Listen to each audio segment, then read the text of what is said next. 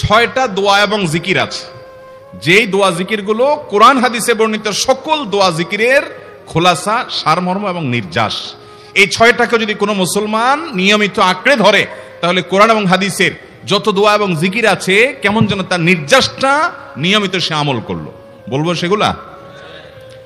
এই 6টা দোয়া এবং জিকিরের মধ্যে সর্বপ্রথম হলো নবী করিম সাল্লাল্লাহু আলাইহি সাল্লামের প্রতি দুরূদ প্রেরণ করা।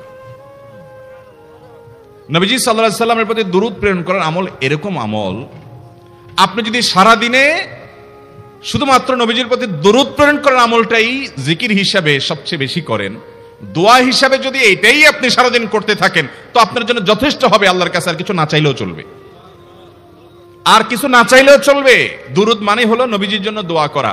ভাই, আল্লাহ তার হাবিবকে রহম করবেন, আপনার আমার দোয়ার দিকে আল্লাহর তাকানোর কোনো ঠেকা আছে? নবীজি কি আমাদের দোয়ার কোনো মুখাপেক্ষী? কিন্তু আমরা তার জন্য দোয়া করলে ওই চান্সে আল্লাহ তাআলা আমাদের প্রতি অনুগ্রহ করবেন। একবার না, আপনি নবীজির প্রতি একবার রহমতের দোয়া করবেন, একবার দুরূদ পাঠ করবেন। মান সাল্লা আলাইয়া মাররাতান সাল্লাল্লাহু আলাইহি আশরা, নবীজি সাল্লাল্লাহু আলাইহি সাল্লাম বলেছেন, একবার আমার জন্য তোমরা দোয়া করলে, আমার প্রতি দুরূদ পাঠ করলে, আল্লাহ তাআলা তোমাদের জীবনে 10 বার 10 জায়গায় 10 টাইমস তোমাদের উপর আল্লাহ তাআলা অনুগ্রহ করবেন। আপনি টেরও পাবেন না কত জায়গায় আল্লাহ অনুগ্রহ করেছেন। আল্লাহ বাঁচাই দিয়েছেন, একটুর জন্য শেষ হয়ে যান নাই। ওই যে দুরূদ পড়ছেন, আল্লাহ তাআলা রক্ষা করছে, আপনি খবরও নাই।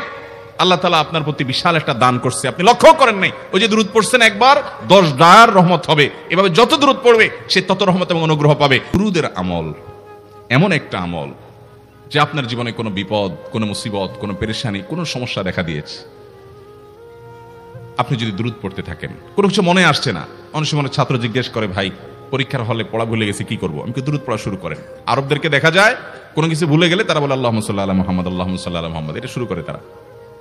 কারণ নবী করিম সাল্লাল্লাহু আলাইহি সাল্লাম এর হাদিস থেকে স্পষ্টভাবে, একটি নয় বহু হাদিস থেকে প্রমাণিত, যে ব্যক্তি দুরূদটা নিয়মিত পাঠ করবে, সালাত আলা নবীটাকে যে ব্যক্তি আঁকড়ে ধরবে, সব সময় তার মুখ থেকে সালাত সালাত সালাম চলতে থাকে, এই ব্যক্তির সকল গুনাহ আল্লাহ মাফ করে দিবেন, সকল পেরেশানি আল্লাহ তাআলা মুক্ত করে দিবেন।